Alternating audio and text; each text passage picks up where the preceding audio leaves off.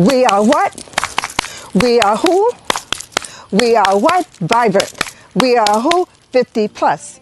Hi, welcome to Gray Lives on the Rise. I am your host, Professor Jamila Franklin, and we are coming to you from Oyende Enterprises, being sponsored by Jamila Sense, which is our product line of aromatherapy products that helps heal the mind, body, and soul.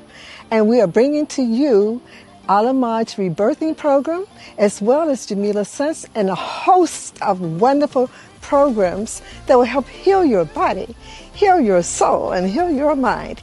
50 plus people, we are here to stay.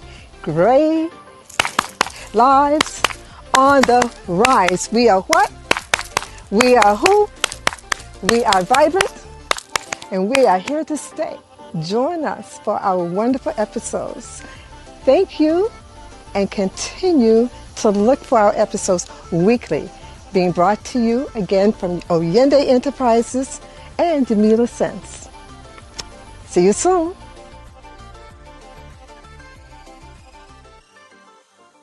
Everyone, welcome again to Gray Lives on the Rise. I'm the host, Professor Jamila Franklin. They have some new specs on and a new do, so hey, it's still me. So anyway, welcome to another Sunday evening episode of the Global Gray Lives on the Rise. We are doing so well, and we thank you. We're heading into our second year and about 6 more episodes. It is because of you that we are the success that we are. So anyway, I'm going to show you my Gray Lives on the Rise shirt. And our guest today is Miss Sandra, aka Sandi Black, who has also ordered her shirt, which will be arriving after we air this episode. But anyway, to give you some information about who we are, and you're going to be really, really intrigued by her presentation. She's a beautiful soul inside and out. But before we get started, and just give you background information about Gray Lives on the Rise, we started about 2 years ago, and I was just walking, and I had this epiphany, a download that came into my consciousness, and it basically said, okay, there's nothing out there that deals with people in your demographic, which the 50 plus demographic, and so you need to address that. I said, well, oh my goodness. And then the whole plan was laid out. Can you believe it? As I was walking, I'm a walking enthusiast. So I was told to come up with a name. It's a movement to come up with the demographic, to come up with the store and the podcast. So therefore I thought about, okay, Gray Lives Matter. And then I said, no, I'm not going to do that because it's overused. So let me think about something else. And then Gray Lives on the Rise came to me. I said, I like that because lives rhymes with rise, and I said, we're going up. We're not going down. So I said, oh yeah, that's good. I like that. And then they said, well, you need to have people who are 50 plus into this movement, and they need to relinquish how they view themselves rather than seeing themselves as elderly, over the hill, senile or whatever. They need to see themselves differently. So I said, yeah, we are mature, we are seasoned, we are vibrant, we are really, really active, and we are, like I said, on the rise. Then the next thing was the store. You need to have a store where people can buy merchandise that support the philosophy of being on the rise and being active and vibrant. And so we have our store. In our store, we have the beautiful t-shirts. We have tote bags, floor mats, hoodies, you name it, we have it. So you have to go to our store, and I'll give you that information shortly. And the last thing was the podcast. And we have people who are 50 plus, who come to you to talk about different topics that are of interest to us. We're not interested in things that people 20, 30, 40 years of age are interested in. Been there, done that. And so we are interested in things that relate to us. And we also are very interested in supporting one another because it's interesting. When you hit 5-0, and I thought it was only in this country, in the USA, people tend to dismiss you. They tend to gaslight you. I was in a situation about a year ago with a person who was constantly trying to gaslight me, a young lady. And because of my seasoned perspective and because of my elegance in my class, I didn't go down to her level. What I did is I just ignored her. And they think that you don't really see that they're trying to gaslight you. And it's interesting because the people that they work for are 50 plus, but they tend to ignore and gaslight others who are 50 plus. So I talk to people around the world. I've had people on the podcast from Serbia, Eastern Europe, Haiti, the Philippines, the UAE, the Netherlands, New Zealand, Australia, Canada, England, and of course, America. I think I might be leaving out a couple of countries, but yeah, we've had people from around the world on the podcast, and they all say the same thing, that when you hit 50, you tend to be ignored. You tend to have people treat you in a demeaning way. So this podcast answers the call. So now, having given you the information, I'm a certified aromatherapist, a certified Reiki master, a college professor of psychology. I have my own clinical practice and coaching practice, and I'm an award-winning author. And in addition to that, one of my companies, Oyende Enterprises, is the one that's underwriting this. So I have to give it its prompts because it's underwriting, paying for it. So Jamila Sense is the company that is paying for this wonderful podcast. And it's one of the blends. Peace Be Still is one of the blends that I created. And it's all natural. And everything I do, all my blends and products I create. And you can see that it's transparent. Put it in your hands, and it's wonderful. You put your hand, you don't take any of my products internally. They're all topical. You rub your hands together. Oh my gosh, you breathe it. You think you're in heaven. You're having a Zen moment. It gets rid of stress, anxiety, depression, PTSD, sinus congestion, sinus headaches, migraine headaches, and a host of other things. Plus, it gets rid of flies and mosquitoes. They would not come near you. So go to our website to find out more about Gray Lives on the Rise. That's my latest, newest baby. The website is Oyende Enterprises, and that's spelled Oyinde Enterprises, ENTERPRISES.com. OyendeEnterprises.com. So go there, you will see Gray Lives on the Rise. If you're interested in being a guest speaker, you can contact me. The information is there on that platform.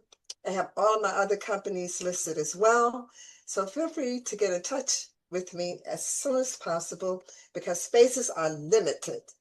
Okay, so now I haven't done the infomercial about who I am and the origin of Gray Lives on the Rise. We're going to get to our illustrious speaker today, who is a dear friend. And she's a Cornell alum. We went to Cornell University together. She was in a couple of classes ahead of me. But I've always admired this beautiful soul. She's just amazing. Okay, so believe in miracles is what we're going to talk about. Sandra Black, known as Sandi to her friends, is affectionately known as an Earth Mother. Sandi, who easily tends to laugh and make you laugh with her, has a naturally divine feminine disposition to nurture. She's a communications professional and children's advocate who is president and CEO of her 43-year-old Roswell, Georgia, and New York-based company, Imago, Public Relations Company, Inc. This consulting firm focuses on strategy development and content creation to help clients achieve their marketing, branding, and leadership objectives. Sandi needs a new kidney. And that's why we're here this evening. And with her graceful smile is hopeful that good fortune turns her way and a miracle provider gives her a new kidney. And we know that because we believe in miracles. Sandi was asked during a conversation about building attention for her hopes of getting rewarded with a kidney if she had any children. She shared that when she was married, that she would have had 2 or 3, but doctors cautioned her to put on the brakes on family planning because of the health risk involved for her. She started to have kidney problems, and the doctors told her that if she had a child, she might have to go on dialysis. Instead, she refocused her feminine energy towards working as an earth mother and directed her nurturing as a surrogate mom for the children in her orbit when she lived in New York City. She had 40 kids in a youth group in the Bronx and in Atlanta, was a committee member and communications officer for the Boy Scouts. Sandi, who has clients in New York and New Jersey, resides in Atlanta and has a spiritual home at the famed Ebenezer Baptist Church that is helmed by United States Senator Ralph Warnock. The church earned its historic reputation as the spiritual home of Dr. Martin Luther King Jr. and an organizing hub during America's civil rights struggle. She's a proud alumna of Cornell University and is a founder and first president of its prestigious Cornell Black Alumni Association. Sandi is currently a candidate registered to become a kidney donor recipient on a national database. April was National Donate Life Month, which was established to raise awareness about organ, eye, and tissue donation. If you are a medical professional or have information or ideas, we encourage you to reach out to us. Sandi appreciates today's listeners, sharing her story with others. And without further ado, I bring on the beautiful Sandra Black, my dear friend. Hello, beloved. How are you? Oh, thank you, dear sister friend. I am well. I am well. Thank you. And I And you know appreciate, what? yes. Go ahead.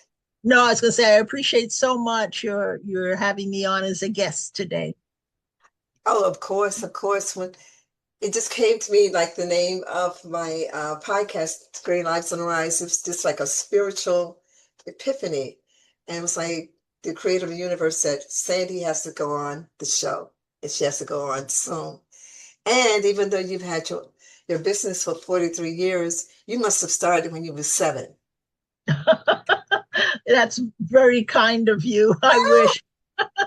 You must have started when you were 7. Started in the early 80s, and I've been blessed to be able to represent clients in the entertainment, cultural, nonprofit, and corporate arenas all these years.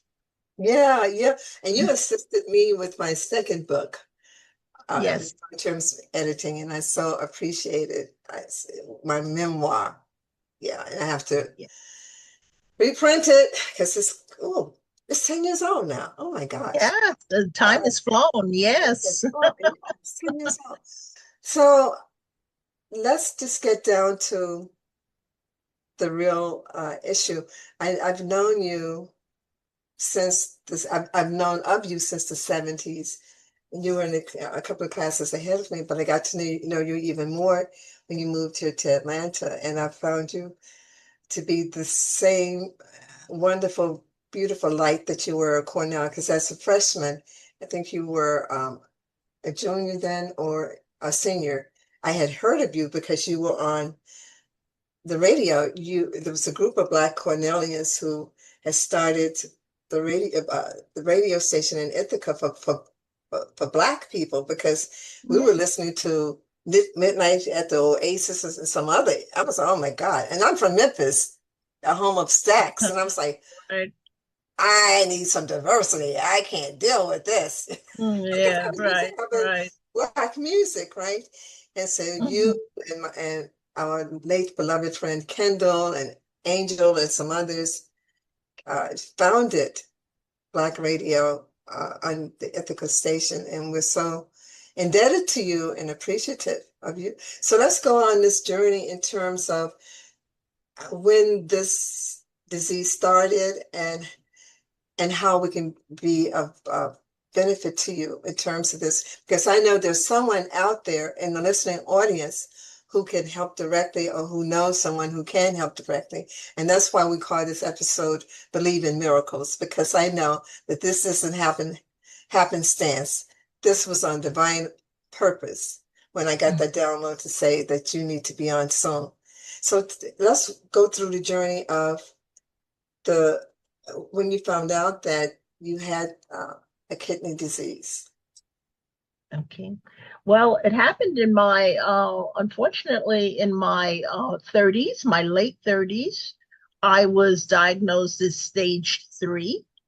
And I was working for Healthy Start, which was a program, a federal program to significantly reduce infant mortality nationwide. And started getting sick, started getting nauseous, could not understand why. Ran to the doctor and they told me that unfortunately, they did blood work, told me that, I was stage 3. I went to one of the best nephrologists in New York City at the time. And he told me that unfortunately, yeah, I had stage 3, and it was probably because of medication I had taken, Mhm. and that as you mentioned in your kind opening, I it was too risky to have children. Mhm. So so I had gotten married. I had just gotten married at that point, was married just for a year or two, and had to change the manner in which I nurtured children. And that's when I started to adopt children around me, worked for my church as a surrogate mom for about 40 kids, Mhm. and has been doing that ever since. I've had godchildren in my life, nieces and nephews, and have been able to help them grow and thrive and become wonderful parents themselves. Mhm. Mm, Yeah. And you had to pivot from desiring to have your own because of this diagnosis. correct. Yeah, but you've done a wonderful pivoting job in terms of being a nurturer to other children who revere you uh, to the utmost. So, Thank so you. this has been what, like 40 years that you've lived with this diagnosis.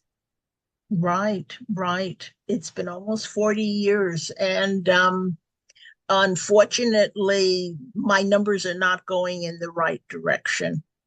Mm, Um, I'm like, if statistics are correct, I'm like one of 4 Black Americans who are on the organ transplant waiting list. And it's only 13% of organ donors in the US right now. Um, we need to uh, increase the donor pool and address the disparities in organ transplantation. It's a serious issue. There are 103,000 people on the organ transplant list. That's a national waiting list. And mm, of that, a quarter of those are African Americans. wow. And over 90,000 of those are transplant uh, recipients. Mm. So about 25,000 are African Americans waiting to receive a kidney. Correct. Mhm. Mhm. So what does one have to do in order to become a kidney donor? All you have to do is register through the kidney registry. Um, and later on in the program, we can bring up the QR code where you can register. Um, you would provide a comprehensive medical history and undergo several tests. Um, and if you're approved, you will have surgery to remove your kidney. And that's done now laparoscopically. Um, just two small incisions are made, and you can leave the hospital the next day. They really have improved the procedure. Wow. Wow. And Mhm. so how does one know that if someone wanted to become a donor for you, what's the process? There has to be a match in terms of the blood type, or what's the process? Okay. Well, if you state on the registry that you want to donate in my name, they would conduct blood work and other tissue testing. Whether you are a match, it doesn't matter because now they have a voucher program. And if you donate your kidney, I would receive a voucher for the next person that has my exact tissue and blood match. Oh, okay. So if the donor a match, they was you would still be in line for someone who is a match, and Correct. the donor's kidney will go to someone else who's a match. Yes. Yes. And they would go to Okay. someone else who's a match. And that way you would be a champion for me and a living donor for someone who really needs a kidney. Hmm. Hmm. So for people who are donors, they have to be living. You can't, I know this is a kind of naive question, but you cannot retrieve a kidney from someone who's deceased, correct? Meaning, It's just like, okay, on the driver's license, they ask if you mhm. want to be an organ donor, and they Yes. ask that if you die. That's Mhm. basically the principle of that when you check that box. So Yes. in order for a person to be a kidney donor, in order for you to receive a kidney, the person has to be a living donor, not someone who is deceased, like someone on a driver's license. You can be deceased and they can still take your body parts. But for Mhm. the kidney, the person has to be a living donor. Is that correct? Or Well, there are two ways of getting a kidney, of course. One is from someone who is deceased, okay. and that would take longer. Usually, it takes 5 to 8 years to get the kidney from a deceased donor. The Mm, living donor uh, or living donation, living kidney donation allows the person to get a kidney quicker.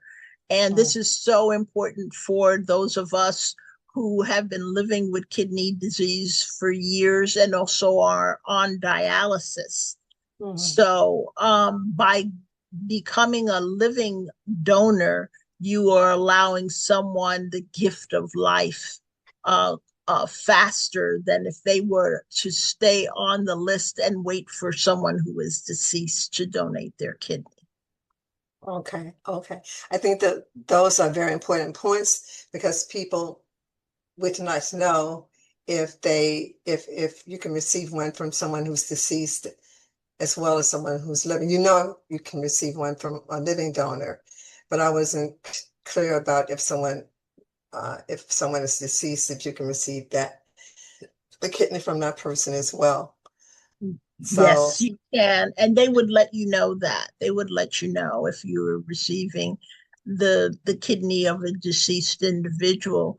You should also know that usually a living donor kidney will last longer than that of a mhm, deceased person. mhm, So that's another incentive to try to get a kidney from someone who is living. mhm, mhm. So what are some of the other things that people should know about being a donor and specifically assisting you? Um, well, we have some wonderful programs in place in this country now that handle medical expenses. Like donating a kidney doesn't cost you anything now. Medical costs associated with that, like the blood tests, tissue tests, those sorts of things, are covered by the recipient's insurance. My Mhm, insurance would cover all those costs, like non-medical costs that are incurred by the donor, like lost wages, any travel that would be involved, and child care. They're covered by Donor Shield. And mhm, Donor Shield is a program that protects living kidney donors in this country. So the costs are just about non-existent now, uh, mhm, which is a wonderful thing. And in fact, in terms of salary covered by Donor Shield, they pay up to $2,000 per week for lost wages and mhm. expenses. So it's financially it's not a burden to anyone who elects to do this. Mhm. That's really, really important to know. Now, some of the criteria for donating a kidney are, uh, does one does one have to be a certain age? Does the donor have to be the same race? Does the donor have to be the same sex? No to all of the above. um, Mhm, Age is not a requirement. They probably might not take the kidney of someone who is very elderly, like in their late 80s or 90s. mhm, That would probably be too much of a risk. mhm, But in terms of gender, race, it it does not matter. It does not matter at all. Mhm. mhm. And I know you said that the donation from a living donor, the kidney will last a lot longer than if the kidney were from someone who's deceased. So is Mhm. there like a time frame for the length of time from a living donor that the kidney would be uh, active or viable? It, it depends on the condition of the kidney, and Hmm. also the person who's receiving it, um, Hmm. their lifestyle, their diet. Of course, that's so important. Um, Hmm. but I'm aware of kidney recipients who received their kidneys 15, 20 years ago, and now they are ready for a second transplant Hmm. because they received it from a deceased recipient. There are those who live longer with a living donor's kidney.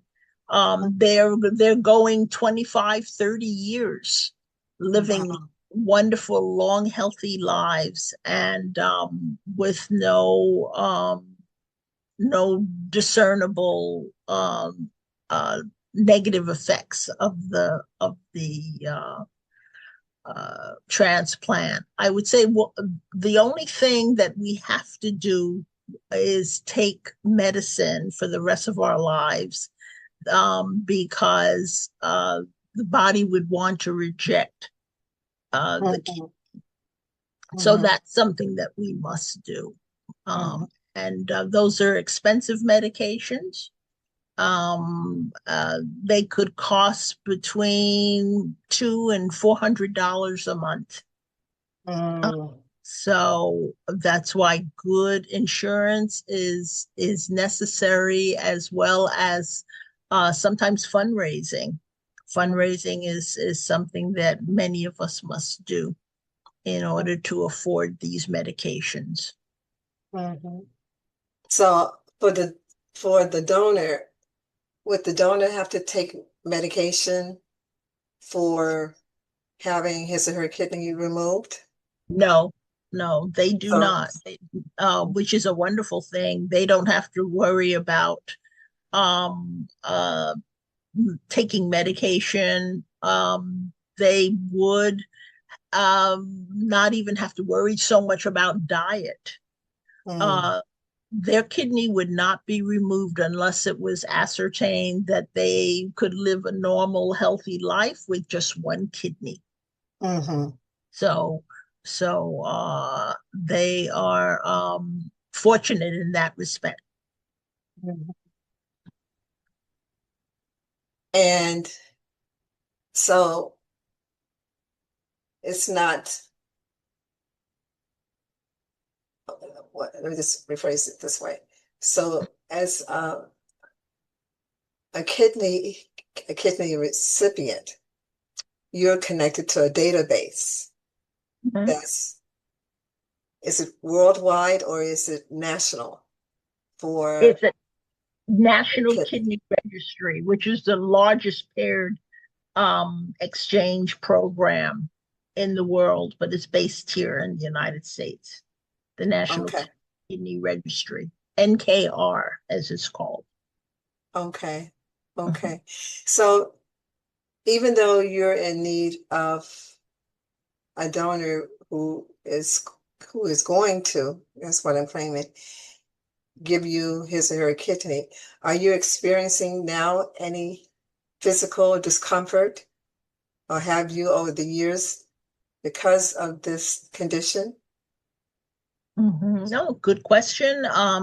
Yes, I have felt a difference, I would say, in the last um year.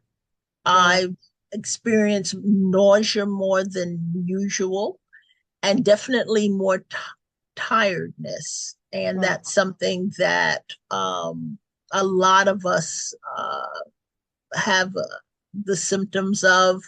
I belong to a kidney support group, and a lot of us talk about being more tired than usual.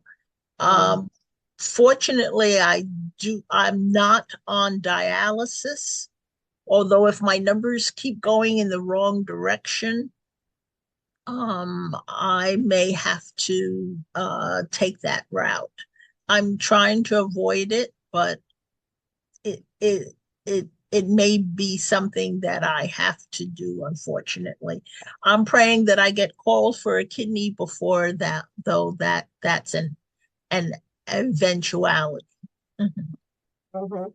Now, if you were to have to go to have dialysis done and you were selected as a recipient, how does that work? If you start dialysis and then you become eligible for a kidney, how does that work? Is that possible? Oh yes, Once you start definitely. dialysis, you can still Yes, receive the kidney, is what I'm yes, asking. certainly, definitely. In fact, most kidney recipients are on dialysis beforehand, unfortunately. Mhm, Of course, I would stop that immediately and get my transplant, and mhm, that that would not be something needed after transplantation. mhm. And Mhm. what's the recovery time once you receive your kidney? Oh my gosh, months, a few months for sure. I'd have to go back and have testing and exams every week for the first 6 to 8 weeks, Mhm. and then resting at home, and um, be very careful of exerting myself, that sort of thing. But modern medicine is wonderful. Should be back to normal activities and within about 4 months. Mhm. Mhm. Mhm. Mhm. Does this disease run in your family? No, it does not. I'm the first person that I know of in my family to have CKD, or chronic kidney disease, and certainly the first that I know of to reach fifth stage, which is pretty serious. It's considered end of life, Uh, and yeah, so I'm unfortunately I'm unique in that respect. mm, mm. Well, you're managing the disease extremely well. Most people would never know because you are a trooper as you were at Cornell. Oh, thank you. What you are able to do is push forward and look for solutions. And Gray Lives on the Rise is going to be part of that challenge in terms of reaching out, since we are global, reaching out to people who may know people here in the States or organizations who can help facilitate this process for you. Thank And you. Thank so, you so much. yeah, I just know that this is not happening. Like I said, happenstance is happening because it's in divine order. And what are some of the stereotypes that people may have had about someone who's experiencing this concern? Hmm. Have Mm, you heard of any myths? um, I think one of the myths is that they remove your kidney or both of your kidneys when you have a transplant, and that's not true any longer. Of that kidney that you receive is placed in the bottom of your belly, and so you really are existing with not only your God-given kidneys, but with the the the one that has been donated to you. So Also, that you end up with three. You have three. step three. Oh, I didn't know that. Okay. Yes, yes. So a lot of people don't realize that's something now that you keep your kidneys, and that's a good thing, and it's of course less invasive. Mm. Um, um, um, Let me see what else. Hmm, uh, I think that you can't thrive whether or not you're on dialysis, or when you get a kidney. Um, I've just been amazed by the participants in my support group on how active they are, how vibrant they are, um, and how much they become advocates for them, not only themselves, but also for others, and share information, and are very, very supportive. And I think there's a myth that once that happens, somehow you're more of a second class citizen, and Mm. it's not true. You can live a very, very fulfilling life, and positively affect the lives of so many others with your testimonies Mhm. and your advocacy, as I said. Mhm. Mhm. So so you mentioned before some statistics like 1 in 4, Mm-hmm. and repeat what that's again. 1 in 4, like 27% of the current 103,000 transplant um, uh, waiting transplantation those who are awaiting transplantation, I should say, are African Americans. Mm. Oh, And wow.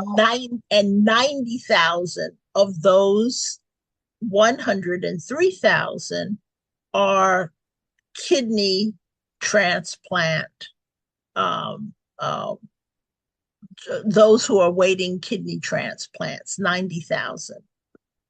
Mm. Wow. And And just keep in mind, a quarter of those are African Americans. No matter what those statistics are, whether it's for general transplants, for eye or other tissue, heart, okay, cornea donations, a quarter of them are African Americans. so all types of transplants, Correct. 25,000. Yeah, heart, eye, cornea, all of those, kidney. Okay, Mm-hmm. African American. Okay, because I was thinking 25,000 were kidney, uh, uh, waiting for kidney transplants. So, eh, Well, almost, because it's 90,000. So a quarter of 90,000 mm, are African Americans waiting for kidney transplants. okay, okay. Now, with that number, what is the general age for people who need to have kidney transplants? Do you have young children in need of kidney transplants? Or There most? are, yeah, mostly older adults. I mean, there are some children, of course. I can't give you an exact number, unfortunately. No, that's Um, fine. but it's mostly older adults. Mm-hmm. Mhm, Mm-hmm. mhm. Yes, yes. In fact, I have an adopted niece who contacted me, and she's in her early 50s, and she was just diagnosed as stage 3 CKD. And it's a wake-up call for her because now she will have to change certain dietary habits, and she smokes. She'll have to stop doing that, Mhm. um, all in the quest to not have her numbers go in the wrong direction. But certainly we find those in their 40s and 50s, and 60s, I would say, would be the more frequent occurrences of CKD. Mhm. So, does diet improve one's chances when one uh, start, starts experiencing the disease? Definitely. Does diet affect it? Does diet cause it? Does diet, if changing your diet improve your chances, or diet has nominal effects? Well, I would say diet can definitely affect you're getting CKD. Um, um, you have to be careful not to eat too much protein. Mm. Certainly, stay away from um, certain substances, of course, that like smoking and drinking. These are very hard on the kidneys. Caffeine. Mm. Um, I used to love an occasional Pepsi or Coke. Certainly, that's something I have given up. Caffeinated sodas for sure. Caffeinated drinks. Mm. Um, um, you have to be wary of vegetables that are high in potassium. And certainly you have to be careful with substances that will increase the foam in your urine, and just try to eat more healthy, green vegetables and grains, very little protein. And if you do eat protein, maybe once or twice a day, but with the size of the protein, if you eat uh, um, animal, maybe half a deck of cards, the size of a half a deck of card at each meal. You really have to um, measure your foods carefully. And does it make a difference? Yes, it does. It, Mm. it really does. You have to be careful of that protein intake, especially, and the amount of protein that is excreted in your urine. That's Mm. something that's measured carefully by your nephrologist uh, every month. So you have to be very disciplined. Mhm. As you were talking, Sandi, I was thinking of this diet that people were really going crazy doing it during I think like the 90s, the Atkins diet, which was all protein. That's all they ate. Mm, Animal eggs, and a lot of people became sick with that. As a matter of fact, before he transitioned, Dr. Atkins, they tried to keep his pictures uh, away from the public. And I saw a picture of him. He looked horribly. His skin was patchy, splotchy, and all of that. But and people liked it, particularly men, because they like eating, meat. And hmm so listening to you, that could that could really be an issue for people if anyone is still practicing that diet, because I think a lot of people found it to be very flawed. But yeah, people Yes.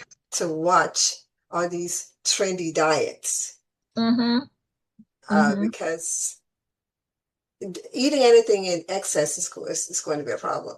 So eating animal protein in excess, and the Atkins diet promoted that. But this is really great information, Sandi, for people to know because I didn't know this, and I'm so happy that you were able to share some of this information with us. We have some more time, but before we run out of time, how can people get in touch with you or the organization? Because we will have it also in our in our description of the episode. But if you can show them a sheet in the hospital that you're connected to, Okay. and this is my friend Sandra Black, okay, aka Sandi, Sandi. If people did not come in at the beginning. And she's giving us an excellent overview about kidney disease and how we can help her uh, receive the much needed kidney for um, for her life. So this is a very, very critical issue. I decided that I would contribute in helping her get the word out because there is someone out there in the listening audience who could definitely be of assistance to her, either financially, as a donor, knowing someone who is connected to a medical facility that can probably help her with this process. So at any level, we would appreciate your assistance. Okay. Um, I would appreciate anyone who is interested in becoming a living kidney donor to log on to piedmont.donorscreen.org. Okay, spell it out for them. That's Piedmont, Piedmont dot donor screen, one word, DONORSCREEN, as in Nancy, .org, O-R-G.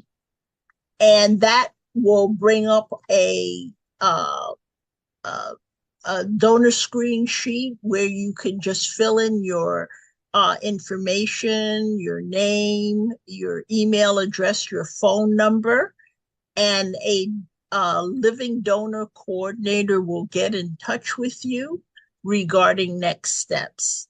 And those next steps are what I mentioned before about a comprehensive medical history and undergoing several tests to find out if you can be a donor.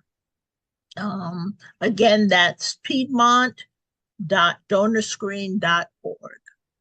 And they would have to give your name in filling out the form. Is that correct? Yes, that my name would be given as the person you would be donating in the name of.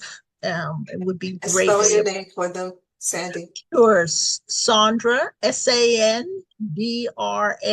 last name Black, as in the color, BLACK. Okay.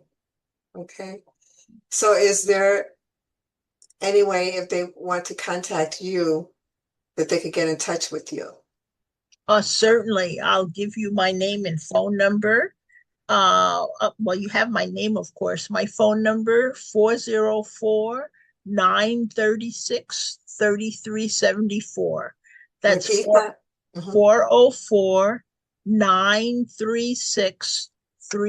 404-936-3374. And please feel free to call at any time. I'd be glad to talk to you further about my journey and quest, and just be glad to talk to you about the possibility of you becoming a living donor. Okay.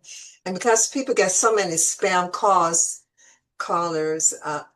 if you call, also send a text so she would know who you are.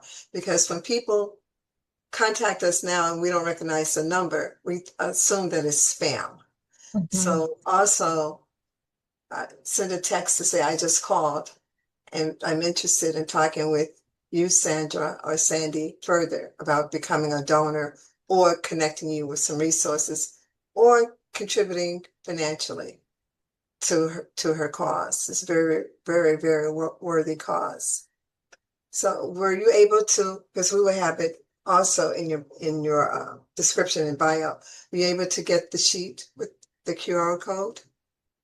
Um, um, if you could post it, that would be wonderful. If Yeah, you or we would have it in the description. It's in the description so people would see it. I don't have Mhm. the sheet in front of me, but yeah, it's in the description. So everyone, when you look at the description, you will see the QR code that would link you straight to the registration process. And or if you're having any difficulty, you can contact Sandi at the telephone number that she provided. Do you have an email address that you would like for them to have as well, or just your telephone number? Telephone number is fine for now. Okay, Mhm. okay. So this podcast is extremely, extremely important.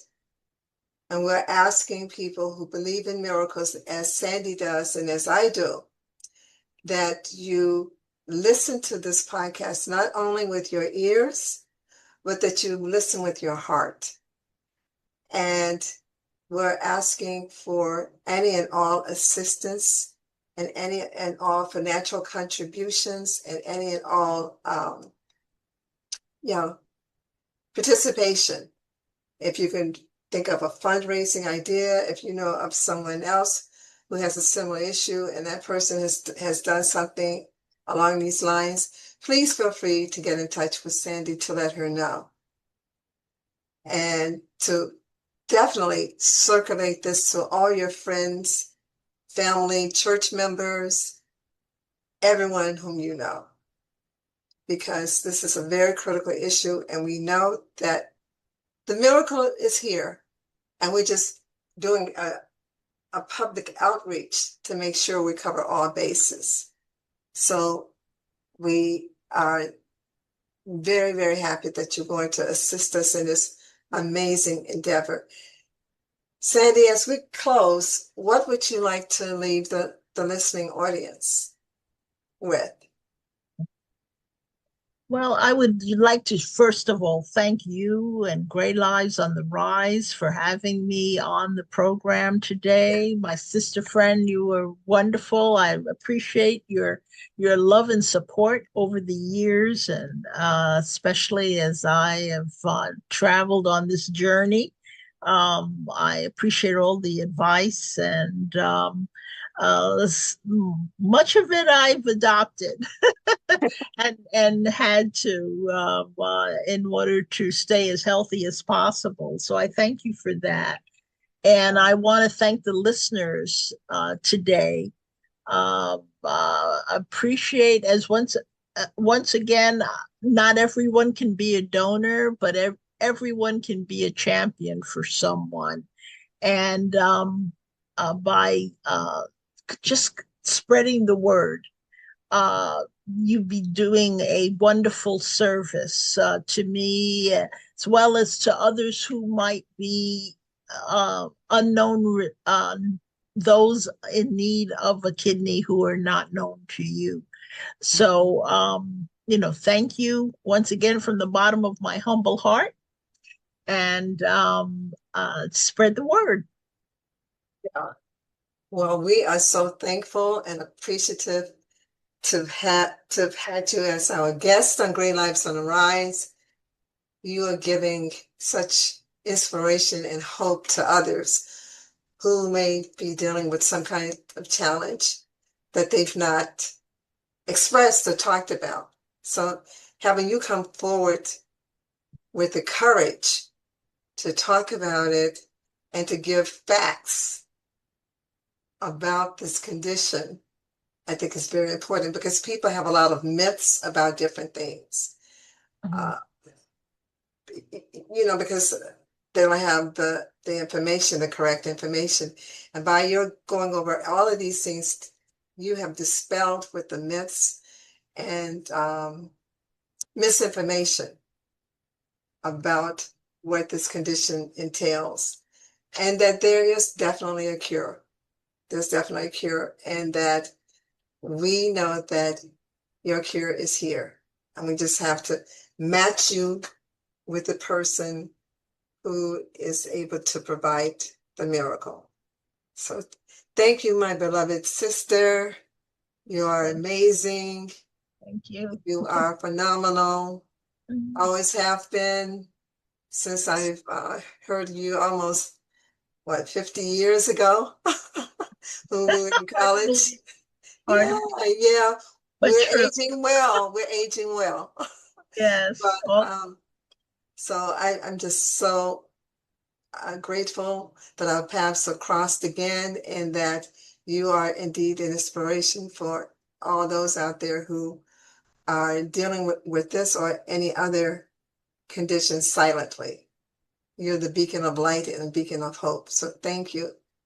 And Thank you you. continue to receive all the miracles that are in store for you. Thank you. So for those of you who are listening, please circulate this podcast around the world to everyone whom you know, because you never know who may heed the call.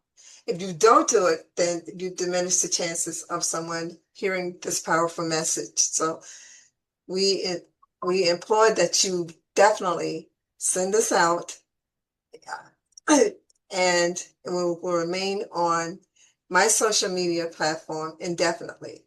So you can send it out to all the people whom you know, and encourage them to listen to other podcasts through Great Lives on the Rise. We are here every Sunday from 7 p.m. to 8 p.m.